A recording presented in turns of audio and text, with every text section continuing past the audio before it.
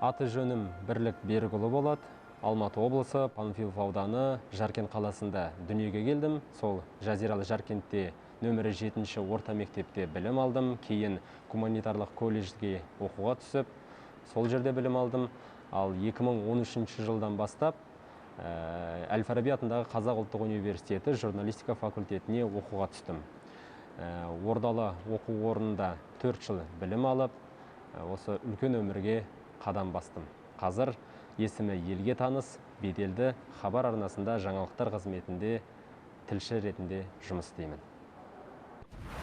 Алаңға шығатын спортшыларды жаттықтыратын мамандардың өздері ойын кезінде қобалжиды, эмоцияға беріледі, тіпті ашуланады.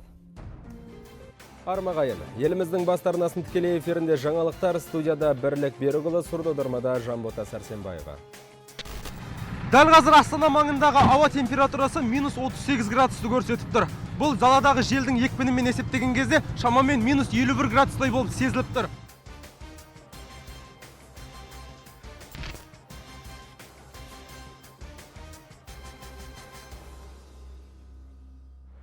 Бұл енді Қазмедиа орталығы, мұнда бірінші қабатта көбінесе студиялар орналасқан. Ол жерде түрлі бағдарламалар, жаңалықтар қызметі өтеді.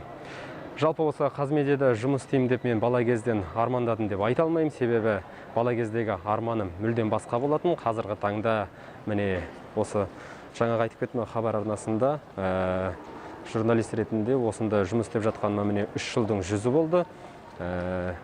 Бұрын енді көретіміз эфирден. Ол кезде шыны керек есім елге таныса, Зейін аға десе барлығы білетін шығар енді. Зейін ағаны көріп, қызығатынбыз, себебі ауылда шыны керек бір бесақ арна тартатын. Соның бірі хабар болатын. Бірден бір осы журналистикаға келуіме себеп болған сол Зейін аға десем, осы қателеспеген болар едім. Мен қазір көтерілейік, 3-ші қабатта біздің жұмыс орнымыз. Бұл дәлізден шыны керек күніне 100 рет ары бері өтетін шығармыз. Мұнда біздің ньюсрум жаңағы айтқан отыратын жұмыс орнымыз. Сонымен съемкаға барамыз, түсірілімге, монтажерларға барамыз. Осы жер күнде өтетін орнымыз. Ассалаумағалейкум, Ғани. Уалейкум. Қалайсыздар? Біз енді пандемияға байланысты осылай амандасып жатырмыз. Себебі мұнда қанша екенін шыны керек санап та көрмедік. Бірталай адамдар отырады. 50 шақты шығар шынар, қателеспесек бір 50 шақты адам отыратын шығар. Сондықтан қыздармен алыстан сәлем, ұлдармен мен тек қана жұдырық түйістіріп амандасамыз. Шынар бізге хабарға келгеніне жарты жыл болды. Менің дәл қасымда отыратын оң жақ қанатым, ал сол жақ қанатым Айгүл. Айгүл мен Шынар екеуіміз менің оң және сол қанатым деп әзілдесеміз. Екеуіменен қайта-қайта мына материалды қалай істесек болады деп менен ақыл кеңес сұрайды. Мен бар білгенімді айтып үйретіп отырамын бұларға. Қалжыңдаймын. Себебі Шынар біздің шыны керек менің қасында отыратындықтан анда-санда бір көмек керек кезде осы кісінің көмегіне жүгінемін. Бір қателескен сөздеріміз болса, бір есімізге түспей отқан тіліміздің ұшында тұрады, бірақ есімізге түсіре алмаған сөздер болса, осы кісіден сұрап, бір-бірімізден ақыл кеңес сұрап отырамыз. Қалайсыз Шынар? Аман есенсіздер? Жақсы. Үйлеріңіз, отбасыларыңыз ауру сырқаудан амансыздар ма?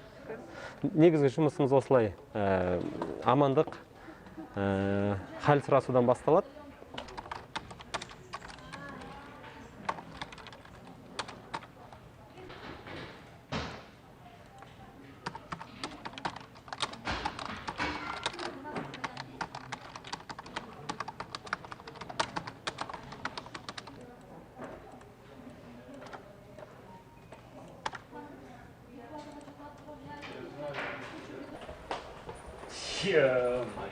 Ассалаумағалейкум.